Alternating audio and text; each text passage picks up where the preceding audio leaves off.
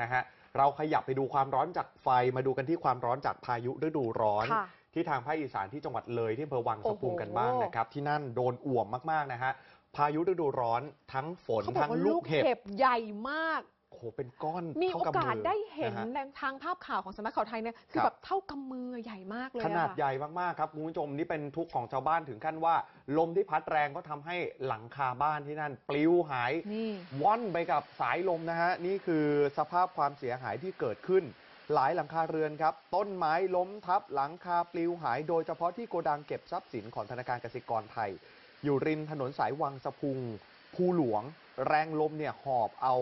หลังคาเหล็กทั้งหลังคาเลยนะฮะหลุดออกไปทั้งแผงครับคุณผู้ชมไปตกอยู่กลางถนน4 เลนโอ้โหทีนี้นี่เลยภาพความเสียหายครับรถทุกชนิดไม่สามารถผ่านไปได้เลยครับขวางถนนซะอย่างนี้นะคะไปไหนไม่ได้เลยนะคะแล้วโกดังขนาดใหญ่ที่เอาไว้ใช้เก็บพืชผลทางการเกษตรนะคะก็เรียกได้ว่าที่ใหญ่ที่สุดของจังหวัดเลยเนี่ยพังถล่มลงมาหลังนึงเหมือนกันคุณผู้ชมดูภาพมุมสูงที่ทีมข่าวของเราถ่ายภาพความเสียหายเนี่ยรุนแรงแล้วก็น่ากลัวจริงๆค่ะพัดมาอย่างแรงรวดเร็วมากเลยค่ะไม่ได้ตั้งตัวเลยทีนี้มันก็พังลงมาเลย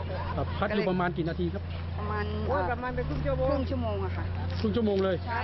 พี่เคยก็นั่งติดกันนี่แหละอยู่ข้างนอกแต่พวกหนูอยู่ข้างในออกมาไม่ได้ประมาณครึ่งชั่วโมงอยู่ข้างในกันกี่คนครับ5 คนค่ะลูก3 คนแล้วก็พ่อกับแม่พอดีว่าพักอยู่พอดีพ่อกับแม่จะรักษาความปลอดภัยที่นี่